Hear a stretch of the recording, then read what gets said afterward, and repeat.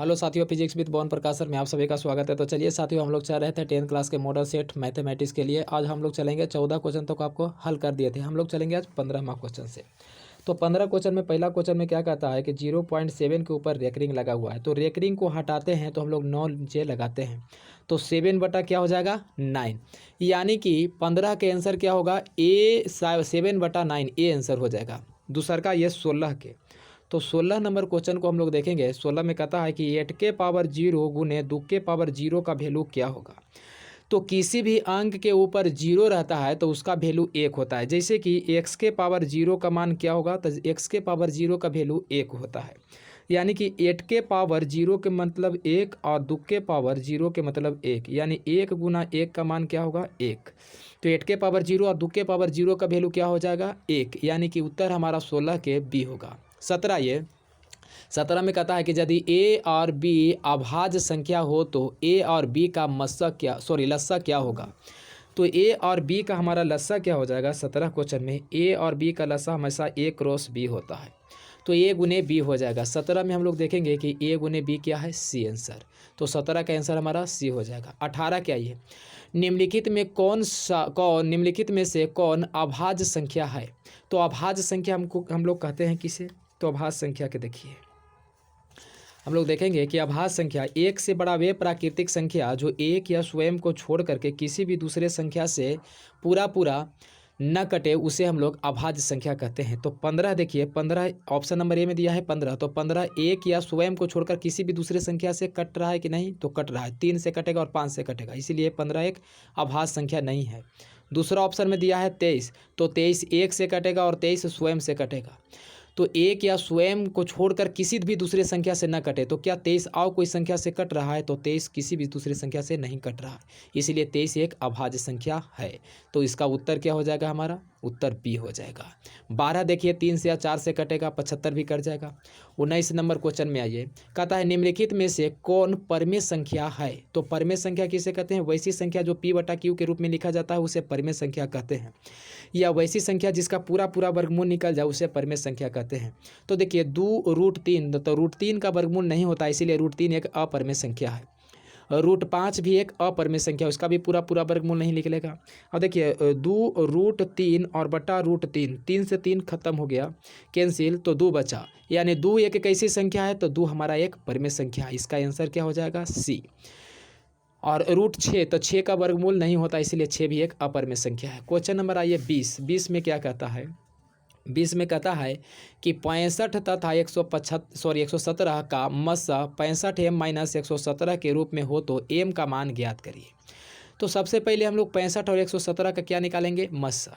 तो 65 यहाँ पर लिख दीजिए और 117 अभाज्य गुणनखंड कर दीजिए 65 का 1 6 5। 65 को आप लगाइएगा तो 5 से 13 5 65, फिर जाएगा नहीं, तो 65 को हम लोग लिख सकते हैं 5 गुने 13। उसके बाद उसी प्रकार हम लोग लिख लेते हैं 117 1 1 7। देखिए कितनी अंक का 1 2 3 अंक का जोड़ा है, तो 3 से हम लोग लगाएंगे। तो 3 से कटेगा कितने मरतबे, तो 3 तिहाई के 9 और बचा कितना 2, 3 नमा 27। फिर इसको हम लगा सकते हैं 3 से 13 तिया 39। तो इसका क्या आ गया 3 गुने 3 गुने 13, यानी 3 गुने 3 गुने 13। जो दोनों में कॉमन हो वही इसका मस्सा होगा। तो दोनों में कॉमन कौन है 13, तो मस्सा हमारा कितना हो गया मस्सा बराबर 13। अब कह रहा है कि 15m - 117 के रूप में हो तो m का मान ज्ञात करना है। तो लिखेंगे 65m - 117 के रूप में हो तो लिखेंगे 65m - 117। हमारा मस्सा कितना प्राप्त हुआ 13, तो बराबर में हम लोग 13 लिख देंगे। अब देखिए इसको हल करते हैं। तो 65 बराबर 13, ये माइनस है, बराबर के बाद ऊपर जाएगा तो प्लस हो जाएगा 117। लिखेंगे 65 बराबर 65m बराबर 13 117 जोड़िएगा तो 130 होगा। तो m बराबर 130, ये छूटेगा तो बट्टा में 65 काट देंगे 2 मरतबे। m बराबर कितना हुआ 2, यानी m का वैल्यू पूछ रहा था कि m का वैल्यू क्या होगा। तो m का वैल्यू हम लोग देखेंगे कि m का वैल्यू हमारा कितना आया 2। आगे आइए 2 10 20 के लस्सा और मस्सा का अनुपात है, यानी कि 2 10 20 के लस्सा और मस्सा का अनुपात क्या होगा। तो हम लोग निकालते हैं 2 10 और 20 के लस्सा मस्सा। ये आपका 20 क्वेश्चन था। 21वां क्वेश्चन आइए। 21 क्वेश्चन में 2, 10, 20 के लस्सा मस्सा का अनुपात। तो 2 कितने से काटेंगे? 2 1 से कटेगा, 2 स्वयं से 2 से कटेगा, 10 को 2 से काटेंगे और 5 से, 2 गुने 5 हमारा 20 चल जाएगा, 2 दूनी के 4 और 4 बच्चे 20। इसका मस्सा, तो मस्सा उसे कहते हैं जो सभी में कॉमन हो। तो तीनों में कॉमन कौन है? तीनों में कॉमन सिर्फ 2 है, तो इसका मस्सा 2 होगा। लस्सा जो तीनों में कॉमन ना हो, 2 को में भी कॉमन हो तो उसे वह लस्सा होगा। तो तीनों में कॉमन इसमें देखेंगे कि 2 है, और 2 को में कॉमन कौन है? 5 है। तो इसमें हम एक 2 यहाँ छूट गया, तो इसको भी 2 को लिख लीजिए और एक 5 को। तब 5 दूनी के 10, 10 दूनी के 20। तो इसका लस्सा कितना हुआ? 20। और पूछ रहा है यहाँ पर कि 2, 10, 20 के लस्सा और मस्सा का अनुपात क्या होगा। तो अनुपात हम लोग निकाल देंगे। अनुपात, अनुपात, ये देखिए हमारा अनुपात हुआ। चलिए, अनुपात बराबर लस्सा बटा मस्सा। तो लस्सा हमारा कितना है? 20। तो लिख देंगे हम लोग 20 अनुपात 20, और मस्सा कितना हुआ? 2। कट गया कितना मतलब? 10, यानी कि 10 अनुपात 1 हमारा प्राप्त हुआ। आंसर में देख लेंगे हम लोग 21 के 10 अनुपात 1, आंसर हो जाएगा बी। क्वेश्चन नंबर 22 में सबसे छोटी भाज्य संख्या और छोटी अभाज्य संख्या का मस्सा कितना होगा। तो चलिए हम लोग निकालते हैं सबसे छोटी भाज्य संख्या और सबसे छोटी अभाज्य संख्या। सबसे छोटी भाज्य और सबसे छोटी अभाज्य संख्या। तो देखिए, भाज्य संख्या किसे कहते हैं? भाज्य और अभाज्य।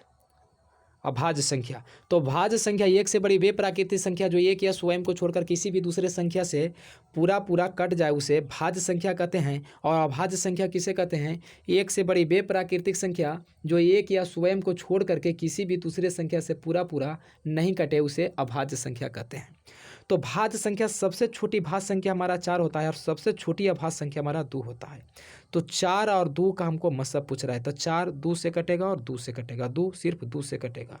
इसका मस्सा बताइए कि मस्सा कितना हो जाएगा। क्वेश्चन नंबर 23 का हम लोग हल कर रहे हैं। तो मस्सा कितना हो जाएगा? मस्सा सिर्फ 2 हो जाएगा, जो दोनों में कॉमन हो वो होगा। तो 23 क्वेश्चन में देखिए, 22 क्वेश्चन बना रहे थे, तो 22 क्वेश्चन में देखिए इसका मस्सा क्या हो जाएगा। तो मस्सा इसका 2 हो जाएगा। 22 क्वेश्चन था, मस्सा इसका 2 होगा। क्वेश्चन नंबर आइए 23, 2 लगातार संख्याओं का मस्सा कितना होता है। क्वेश्चन नंबर 23 में देखिए 2 लगातार संख्याओं का मस्सा कितना होता है। तो लगातार संख्या कहने का अर्थ है कि एक के बाद कौन आवेगा? 2। 1 कितने से जाएगा? 1 से, और 2 1 से और 2 से जाएगा। तो इसमें कॉमन कौन है? 1। तो मस्सा कितना हो गया? मस्सा सिर्फ इसका 1 हो गया। या देखिए, लगातार संख्या कहने का अर्थ है 10, 10 के बाद 11, 10 के बाद 12 नहीं लिखेंगे, 12 लगातार संख्या नहीं होगा। तो 10 कितना से जाएगा? 1 से, 10 2 से, 10 5 से, 11 1 से और 11 स्वयं से। देखिए इसमें कितना हुआ कॉमन? 1। तो मस्सा बराबर सिर्फ और सिर्फ 1 होगा। आगे आइए, क्वेश्चन नंबर 23 के बाद 24 कहता है कि 5005 के कितने अभाज्य गुणनखंड हैं। तो 5005 के हम लोग 24 नंबर क्वेश्चन के अभाज्य गुणनखंड निकाल देंगे। 5005 के अभाज्य गुणनखंड, तो अभाज्य गुणनखंड कर देंगे। ये 5 से जाएगा 1001। इसके बाद देखेंगे कि ये कितना से जाएगा, तो इसको हम लोग लगावेंगे तो 7 से जाएगा। तो 7 से काटिएगा 143, मतलब ये कट जाएगा। 143 11 से जाएगा और 11 से यह 13, मतलब ही कट जाएगा। तो इसमें कहा कि 5005 के अभाज्य गुणनखंड कितने हो गए? तब 5 होगा, 7 होगा, 11 होगा और 13 होगा। तो कितना हुआ? 1 2 3 4। तो इसका आंसर क्या हो जाएगा? 4। आंसर हम लोग 4 करेंगे। नेक्स्ट क्वेश्चन आइए हमारा क्वेश्चन नंबर 25, कितने 2 अंकों की संख्या 3 से विभाजित है। कितने 2 अंकों की संख्या 3 से विभाजित है। तो 2 अंक की संख्या शुरू कहाँ से होता है? 10 से। तो 10 क्या 3 से विभाजित है? नहीं। 11 नहीं, तो 12। तो हम लोग लिखेंगे 3 से विभाजित। क्वेश्चन नंबर 25 है 3 से विभाजित संख्या, विभाजित संख्या। तो 3 से विभाजित संख्या हमारा हो जाएगा 12, क्योंकि 2 अंक के कह रहा है तो 12 हो जाएगा। 12 के बाद आप ले सकते हैं 15, 15 के बाद 18, 18 के बाद आप ले सकते हैं 21। ऐसे करते करते हम लोग चलेंगे तो 99 तक संख्या है जो 3 से कट जाएगा। अब इसको देखिए, हम लोग इसको समानांतर श्रेणी के रूप में बनावेंगे। ए बराबर हमको हो जाएगा 12 और सार्वंतर यानी कि डी सबसे पहले निकालेंगे। तो डी बराबर हमारा फार्मूला होता है A2 माइनस A1। तो A2 का काम ये करेगा, A1 का काम ई करेगा।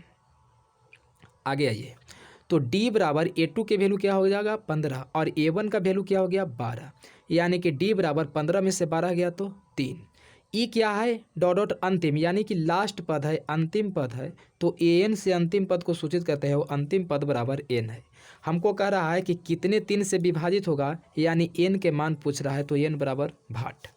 अब हम लोग सूत्र लगावेंगे एक, a plus n minus 1 into D formula होता है। तो देखिए a का वैल्यू दिया हुआ है, a का वैल्यू कितना है 12, तो 12 लगा देंगे, प्लस n का वैल्यू तो हमको निकालना ही है, तो n माइनस 1 इंटू डी का वैल्यू कितना दिया हुआ है, तो डी का वैल्यू 3 दिया हुआ है, बराबर आप n अंतिम पद को ई पार्टी लिख सकते हैं 99। अब देखिए लिख सकते हैं हम लोग इसे n माइनस 1 इंटू 3 बराबर 99, ये प्लस का उधर जाएगा था माइनस के हो जाएगा 12। अब देखिए n माइनस 1 इंटू 3 बराबर 99 में से 12 घटा, यानी कि 9 में से 2 गया तो बचेगा 7 और 9 में से 1 गया तो बचेगा 8, 87। तो n माइनस 1 बराबर 87 बटा छूटेगा तो बट्टा में 3, ये कट जाएगा कितना मरतबी, तो 3 दूनी के 6 बचा 2, 3 मा 27, 9 मरतबी।